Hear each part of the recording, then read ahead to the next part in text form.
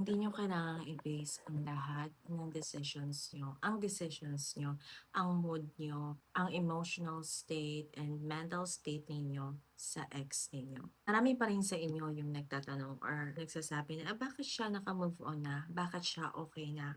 Bakit kahit lahat naman ginawa ko na, bakit ginawa niya pa rin yun? Or bakit iniwan niya pa rin ako? Bakit hindi nagme-make sense ang lahat? Gusto kong ma-realize ninyo na you are still living for them. Nakikita niyo ba ang ginagawa niyo? You're doing that or you're thinking that, you're feeling that not necessarily because you want them back, but because their life is still determining how you feel about yours.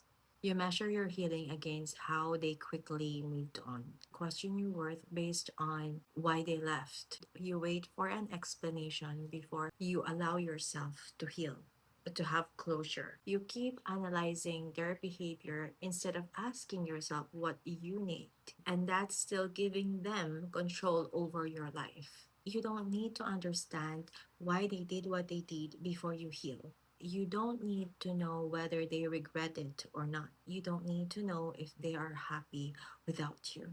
You don't need to know why they moved on faster. Hindi mo na kailangan malaman kung meron silang bago. Hindi mo na rin kailangan malaman kung minahal ka ba talaga nila o hindi. And definitely, you don't need their explanation to validate the fact that you were hurt. They did what they did, no matter the reason is. At some point, you have to stop asking what is happening with them and start asking, what is happening with me?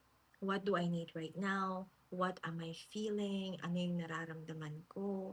Ano yung kailangan ko? Bakit sobrang sakit sa akin? Ano yung nati-trigger na wound? What did this relationship teach me? What part of me needs to be rebuilt? What kind of life do I want right now? Because, darling, healing isn't about figuring out what is happening inside their head. Healing is finally becoming interested what is happening inside yours. And that is where you start taking your life back.